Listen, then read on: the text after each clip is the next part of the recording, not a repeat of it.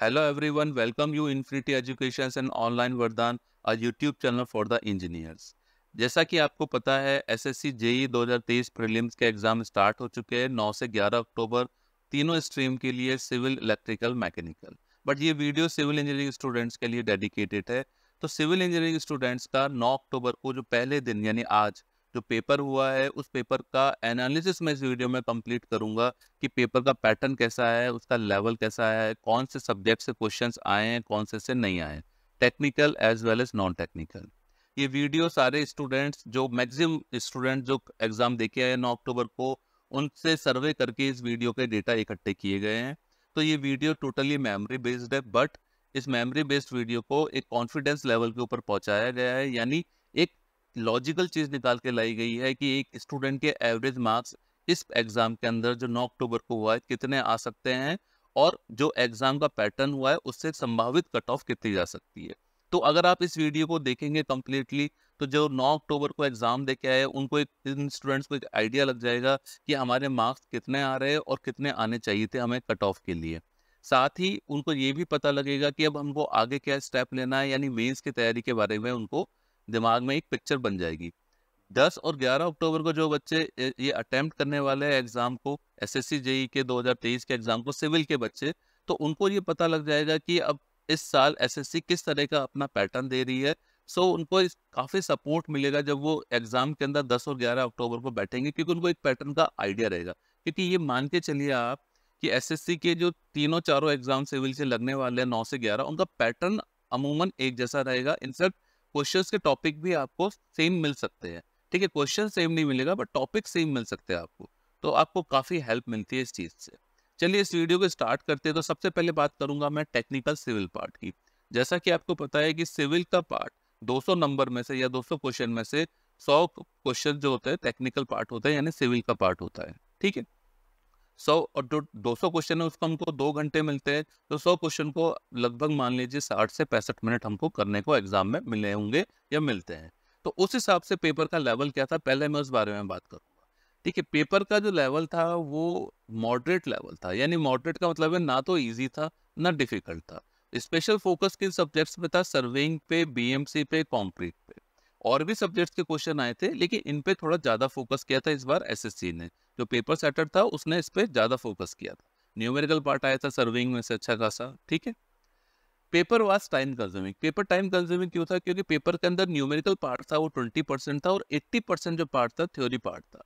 और जो numerical part था बेसिकली वो भी थोड़ा सा लेंथी था, यानी उसको सॉल्व करने के लिए टाइम ज्यादा लग रहा था। तो ओवरऑल देखा जाए तो अगर मैं बात करूँ 60-65 मिनट की, तो 100 क्वेश्चन अटेम्प्ट करना लॉजिकली ट्रू नहीं था, यानी करेक्ट तरीके से हम अटेम्प्ट नहीं कर सकते। 60-70 तक हम अच्छे पहुंच सकते हैं बट उसके बाद बहुत फास्ट स्पीड से करेंगे जिससे कुछ गलती होने के चांसेस रहेंगे। तो पेपर स्लाइटली लेंथी था टेक्निकल के। ठीक है, तो टेक्निकल जो सिविल से दिया है उनका थोड़ा टाइम ज़्यादा लगा होगा। किसी की अच्छी प्रैक्टिस होगी तो डेफिनेटली वो ज़्यादा अटेम्प्ट कर पाया होगा, लेकिन एक नॉर्मल और एवरेज स्टूडेंट की प्रैक्टिस के हिसाब से पेपर लेंथी ही कहलाएगा। फिर देखिए इसके अंदर एसर्शन रीजनिंग के भी इस बार 5-6 सवाल पूछ लिए गए एग्जाम के अंदर।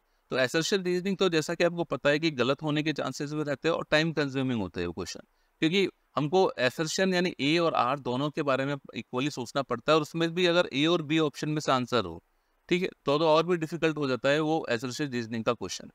तो ये क्वेश्चन भी उसके अंदर थे। नॉर्मली इस तरह के क्वेश्चन ईएस के अंदर आते हैं बट आजकल एसएससी के अंदर भी आने लग गए हैं। ठीक है, इसके बाद जो कुछ क्वेश्चंस ट्रेडिशनल पार्ट से हटके नए क्वेश्चन थे। नए क्वेश्चन का मतलब होता है ऐसा नहीं है कि सिलेबस के बाहर थे, सिलेबस के अंदर थे लेकिन पहले एसएससी ने कभी पूछे नहीं थे। यानी जो आपने जब इस एग्जाम को अटेम्प्ट करने से पहले प्रीवियस ईयर एमसीक्यू की बुक लगाई होगी या उसके क्वेश्चन सॉल्व किए होंगे, तो वो क्वेश्चन से थोड़े हटके आपको एग्जाम में कुछ क्वेश्चन मिले थे। तो ये थोड़ा सा एक डिफिकल्टी पार्ट होता है, क्योंकि माइंड सेट हमारा चेंज करना पड़ता है हमको, कि क्योंकि हम जब पिछले 10-15 साल के क्वेश्चन लगाते हैं तो हमारा ये रहता है कि नहीं इसी तरह का पैटर्न फॉलो होगा, तो हम कंप्लीटली उसी पे बेस्ड हो जाते हैं। बट लेकिन इस बार एसएससी ने थोड़ा सा पैटर्न चेंज किया है एग्जाम के अंदर। ठीक है, तो इस सबकी कैलकुलेशन करते हुए एक एवरेज स्टूडेंट्स मेरे हिसाब से 60 से 62 यानी 60 से 62 क्वेश्चन आउट ऑफ 100 क्वेश्चन करके आ सकता है करेक्टली। राइट, मैं नेगेटिव वगैरह सबको बैलेंस करके बता रहा हूँ। 60 से 62 क्वेश्चन एवरेज स्टूडेंट की बात कर रहा हूँ। अभी मैं जिस स्टूडेंट की कट ऑफ पे जो स्टूडेंट रहने वाला है उसकी बात नहीं कर रहा। ठीक है। टॉपर तो डेफिनेटली 80 भी लगा के आएगा, 85 भी लगा के आएगा, लेकिन एवरेज स्टूडेंट 60 से 62 मार्क्स या 60 से 62 क्वेश्चन टेक्निकल सिविल के अंदर करके आ सकता है। ठीक है, फिर मैं बात करता हूँ कि इसके अंदर जो पेपर हुआ है 9 अक्टूबर को, उसमें क्वेश्चन किन किन टॉपिक से कवर हुए, सब्जेक्ट वाइज बात करता हूँ। ठीक है, सबसे पहले बात करो एफएम। एफएम के अंदर क्वेश्चन आए नॉचेस के अंदर से, मैनोमीटर, हेड लॉस से रिलेटेड क्वेश्चंस आए, फ्रॉड नंबर के क्वेश्चन आए, राइट।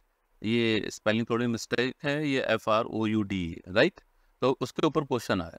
ठीक है, बीएमसी के अंदर क्वेश्चन आया है जो वर्केबिलिटी को अफेक्टिंग फैक्टर्स है उसके बारे में क्वेश्चन पूछा है, टिम्बर के बारे में, टोपाज ग्लास के बारे में और ब्रिक में एफ्लोरेसेंस के बारे में क्वेश्चन आया एग्जाम के अंदर। अगर स्ट्रेंथ ऑफ मटेरियल और थ्योरी ऑफ स्ट्रक्चर की बात करूंगा तो एसएफटी बीएमडी पे 2 क्वेश्चन बने इस बार, जो कि एक जिसमें से एक कैंटिलीवर बीम के ऊपर बेस्ड था, और सिलेंडर निश रेशो के ऊपर भी क्वेश्चन आया बीम एंड स्लैब के ऊपर। सर्वेइंग में न्यूमेरिकल पार्ट काफी आया है, ट्रू बियरिंग के ऊपर आया है, प्रिंसिपल ऑफ सर्वे पूछा गया है जो कि एक बहुत कॉमन क्वेश्चन है, लीस्ट काउंट के ऊपर क्वेश्चन आया है। सॉइल के अंदर से कॉम्पैक्शन, परमेबिलिटी, कंसोलिडेशन, इन तीनों के ऊपर क्वेश्चन बना है। प्लास्टिसिटी इंडेक्स के ऊपर एक न्यूमेरिकल आया है, आईपी के ऊपर, कंसिस्टेंसी लिमिट के ऊपर हो गया, ए लाइन इक्वेशन जो कि 0.73 WL-20% है उसके ऊपर क्वेश्चन बना है, डेंसिटी इंडेक्स, ड्राई डेंसिटी के ऊपर एक न्यूमेरिकल बना है एग्जाम में। इरिगेशन हाइड्रोलॉजी की बात करूंगा तो पैन कोफिशिएंट जो इवेपोरेशन कोफिशिएंट होता है उसके ऊपर क्वेश्चन आया है। जो रेनगेज स्टेशंस होते हैं, जो रेनगेजेस होती है, नॉन रिकॉर्डिंग, रिकॉर्डिंग तो नॉन रिकॉर्डिंग के ऊपर क्वेश्चन बना है। ड्रिप इरिगेशन के ऊपर भी क्वेश्चन बना है। ये कॉमन टॉपिक्स है जिनके ऊपर क्वेश्चन बना है। सारे टॉपिक में यहाँ पे नहीं बता सकता क्योंकि मैं पेपर नहीं देखा है, तो मैं सिर्फ जो स्टूडेंट एग्जाम दे के आए उनकी मेमोरी के ऊपर ही आपको ये बता रहा हूँ कि किस किस सब्जेक्ट से क्वेश्चन क्या क्या बने हैं। एस्टिमेशन में से लॉन्ग वॉल, शॉर्ट वॉल के ऊपर क्वेश्चन बना है और मेजरमेंट यूनिट के ऊपर क्वेश्चन बना है। स्टील के अंदर से कंप्रेशन मेंबर और पर्लिन्स के ऊपर क्वेश्चन बना है। एनवायरनमेंट के अंदर एनॉर्बिक डाइजेशन का एक न्यूमेरिकल आया है। टीडीएस के ऊपर बना है, टीडीएस की वैल्यू कितनी होती है, 2000 मिलीग्राम पर लीटर, उसके ऊपर क्वेश्चन बना है। वॉल जो एयर वॉल होते हैं, रिलीफ वॉल होते हैं, उसके ऊपर एक क्वेश्चन बना है। आरसीसी या कंक्रीट में अच्छा पार्ट आया है, कंक्रीट में सुपर प्लास्टिसाइजर के ऊपर क्वेश्चन आया है, सल्फेट रेजिस्टेंस सीमेंट के ऊपर क्वेश्चन आया है, बॉन्ड स्ट्रेंथ के ऊपर क्वेश्चन आया है, और एमओआर यानी मोमेंट ऑफ रेजिस्टेंस के ऊपर क्वेश्चन बना है। ठीक है ना, तो ये सारे टॉपिक है जो कि कवर हुए हैं इस बार एग्जाम में। इसके अलावा और भी टॉपिक डेफिनेटली कवर होंगे, ये पूरा पेपर कवर नहीं करता, बट ये एवरेज पिक्चर दे देता है कि इन टॉपिक से क्वेश्चंस एग्जाम के अंदर आए। तो जो 10 और 11 अक्टूबर के स्टूडेंट्स हैं वो इनको ढंग से देख लीजिए। जो आपका कट ऑफ है इस वाले सब्जेक्ट की एवरेज स्टूडेंट की, वो मैंने बता दी है 60 से 62 मार्क्स, राइट। अब नेक्स्ट बढ़ते हैं रीजनिंग पार्ट यानी नॉन टेक्निकल पार्ट। रीजनिंग का पेपर इजी टू मॉडरेट था, यानी मॉडरेट नहीं था, कंपैरेटिवली इजी था। ठीक है ना, क्वेश्चंस टाइम कंज्यूमिंग थे, लेकिन एक इंसान अगर ठीक से बैठता है क्वेश्चन करने के लिए और उसकी प्रैक्टिस अच्छी है, दिस इज इंपॉर्टेंट, क्योंकि रीजनिंग में प्रैक्टिस काम आती है, प्रैक्टिस अच्छी है तो 40 से 42 क्वेश्चन वो इसके अंदर लगा सकता है। यानी एवरेज स्टूडेंट 40 से 42 क्वेश्चन 50 में से सही कर सकता है। जैसा कि आपको पता है नॉन टेक्निकल में 50 क्वेश्चन रीजनिंग के आते हैं और 50 जीएस के आते हैं, तो 50 में से एक एवरेज स्टूडेंट 40 टू 42 क्वेश्चन कर सकता है। इंजीनियरिंग स्टूडेंट की बात कर रहा हूँ जिसने एक अच्छी प्रैक्टिस कर रखी है। ठीक है, क्वेश्चंस किस किस टॉपिक से आए तो बताता हूँ। बोर्ड मार्क्स में से 4 to 5 क्वेश्चन आए थे, एम्बेडेड फिगर्स में से क्वेश्चन आए थे 2 से 3, अल्फाबेट ऑर्डर में से 1 से 2 क्वेश्चन थे, रिवर्स ऑर्डर के ऊपर क्वेश्चन पूछा गया था, न्यूमेरिकल सीरीज में से 1 से 2 क्वेश्चन आया था, ब्लड रिलेशन के 2 क्वेश्चन आए थे, डायरेक्शन साइंस के 2 आए थे, इनइक्वलिटी का 1 क्वेश्चन आया था, सिटिंग अरेंजमेंट्स के 2 क्वेश्चन आए थे, साइलोजिज्म के 3 से 4 क्वेश्चन आए थे। तो ये एक एवरेज आपको पता लगा किन किन टॉपिक से एग्जाम के अंदर क्वेश्चन बन रहे हैं। और क्लॉक्स एंड कैलेंडर्स के ऊपर से इस बार कोई क्वेश्चन नहीं आया, सिनोनिम्स एंटोनिम्स के ऊपर से कोई क्वेश्चन नहीं आया, तो किन टॉपिक से क्वेश्चंस नहीं आए, राइट। तो दोनों ही चीज आपको यहाँ पे पता लग गई कि हमको किन टॉपिक को ज्यादा फोकस करना है 10 और 11 एग्जाम में और किन टॉपिक को कम फोकस करना है। तो यहाँ पे आपके एवरेज स्टूडेंट की कट ऑफ कितनी निकल गई, 40 से 42 out of 50 marks, right. Next बात करते हैं जीएस पार्ट की, जो अनदर नॉन टेक्निकल पार्ट है जिसका भी 50 क्वेश्चंस आते हैं जिसके भी।